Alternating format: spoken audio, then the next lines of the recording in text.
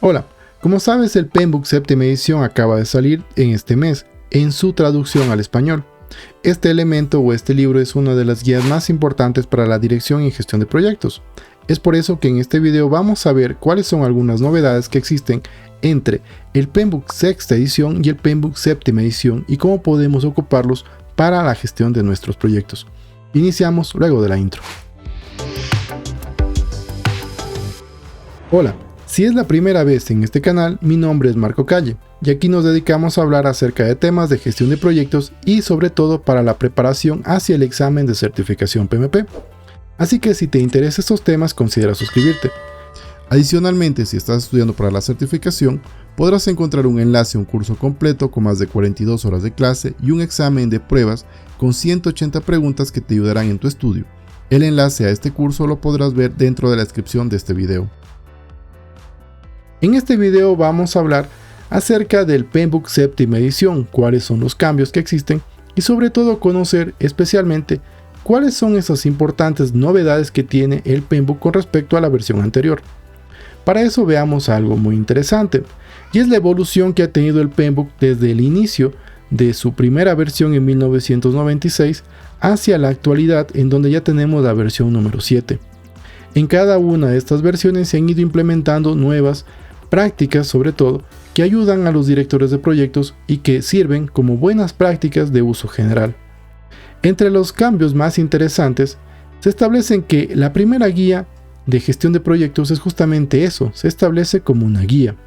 Esto significa que el PMBOK en sí no es un modelo predictivo, es decir, no significa que el PMBOK sea algo que nosotros tenemos que seguir a rajatabla y con todos los procesos, sino que es una guía en donde aparecen buenas prácticas que nosotros podemos ocupar en nuestros proyectos.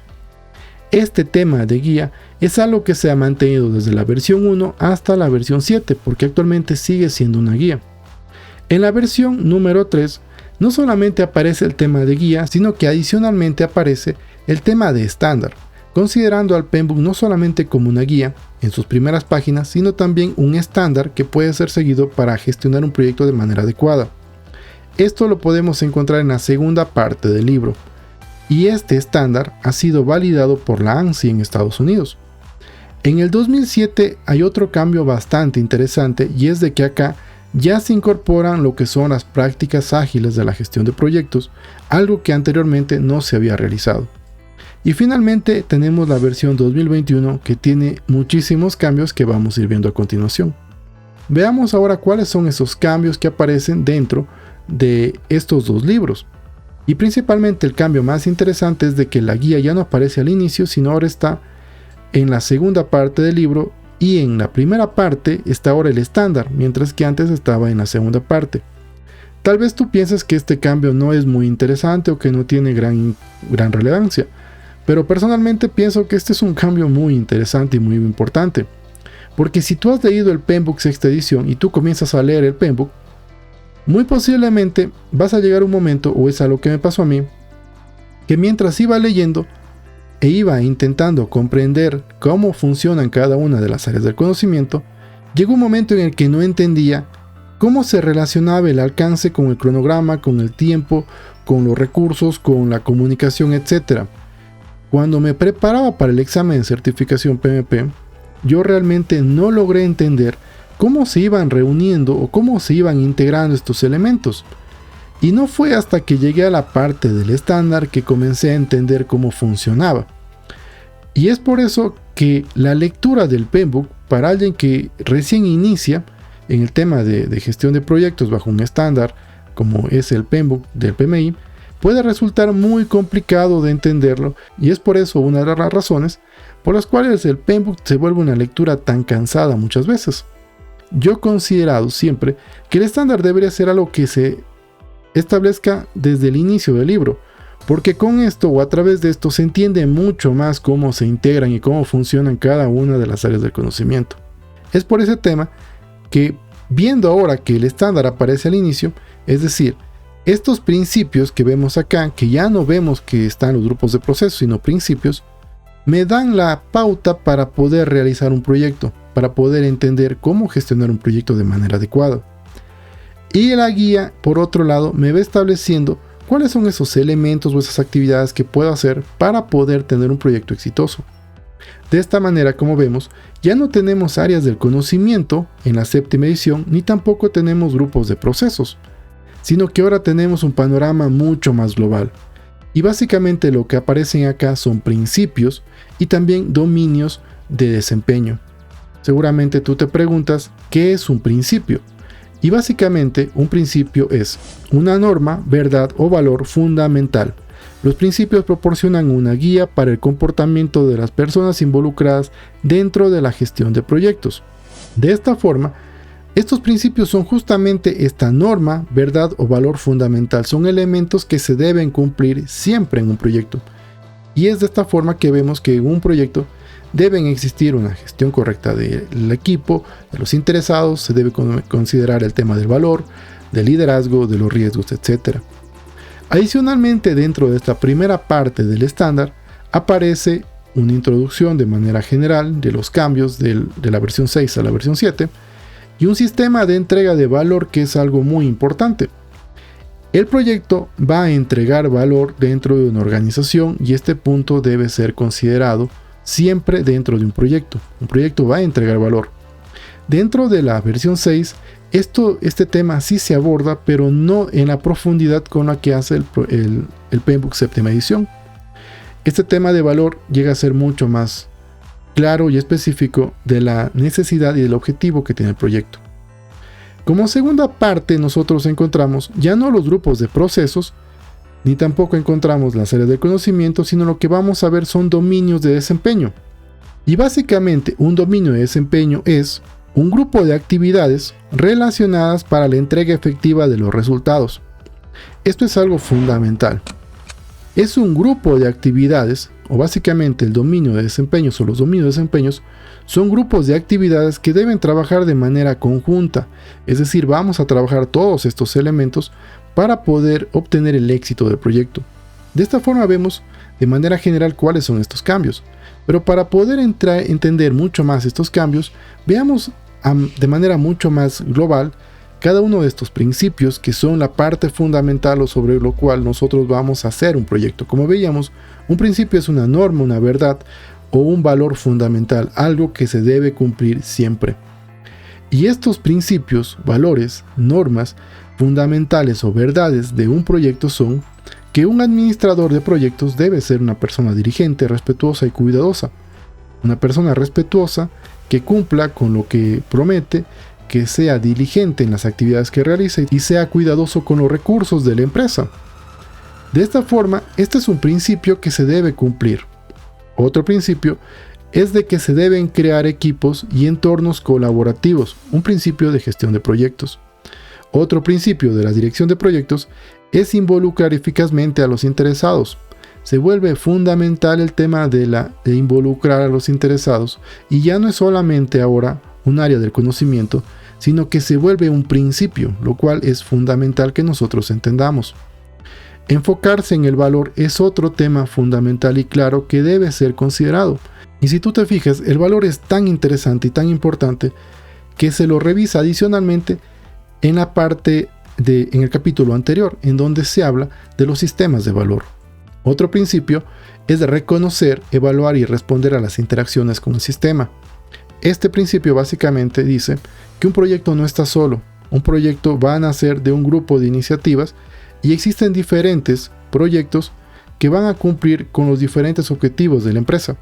Pero es necesario entender que todos esos proyectos trabajan dentro de un sistema y que lo que afecta a un proyecto muy posiblemente afecte a otro y esto al final lo que haría sería afectar a los objetivos que están planteados dentro de la empresa. Es por eso entender cuáles son estas interacciones resulta fundamental y considerar que los proyectos trabajan dentro de un sistema que es la organización en sí. Es muy importante demostrar conductas de liderazgo, esto sobre todo respondiendo al tema del director del proyecto. Se debe adaptar a los contextos que van apareciendo. Por ejemplo, si en un proyecto el contexto en el cual se maneja es cambiante, pues se debe adaptar justamente a esos elementos. Es muy importante y otro principio, incorporar la calidad de los procesos y los entregables. Es por eso que nosotros dentro del examen de certificación PMP y dentro del curso de preparación para el examen de certificación PMP, vemos una parte enfocada solamente a la calidad y específicamente a la mejora continua.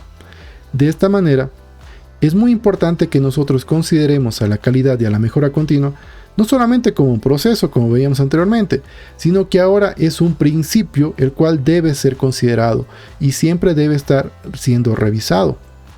Es muy importante que el director del proyecto pueda navegar a través de la complejidad que el proyecto tiene, con la finalidad de cumplir con los objetivos que tiene el proyecto. Optimizar las respuestas a los riesgos es otro principio fundamental. Ya los riesgos dejaron de ser solamente un proceso, sino que ahora es un principio. Y no solamente el tema de identificar los riesgos, sino de optimizar esas respuestas a los riesgos.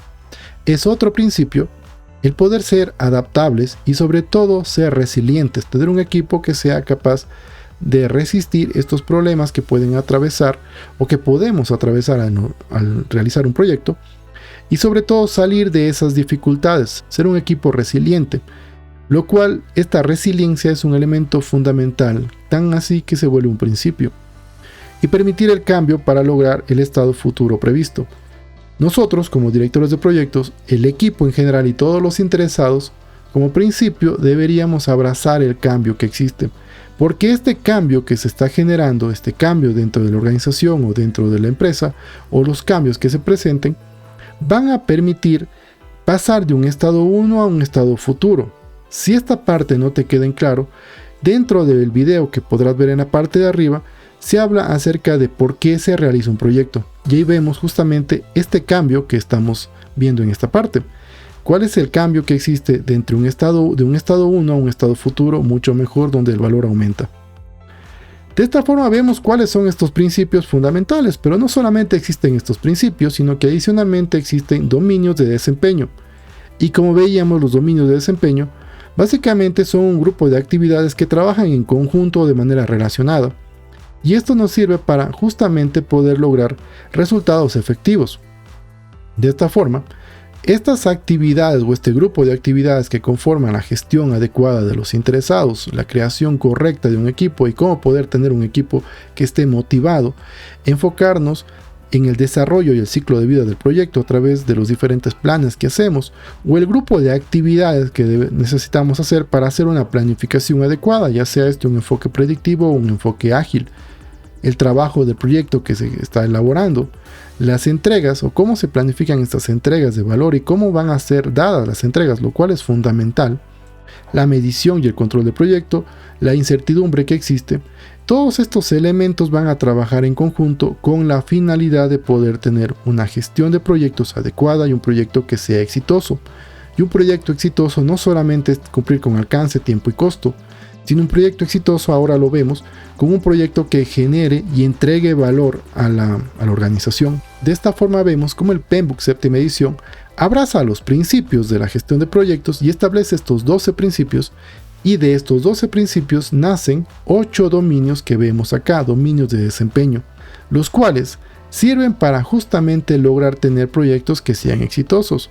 ¿A través de qué? A través de esta guía de comportamientos que son estos 12 principios. Ahora muy posiblemente te preguntes, ¿qué tengo que estudiar para el examen de certificación PMP? ¿El PMBOK sexta edición o el PMBOK séptima edición?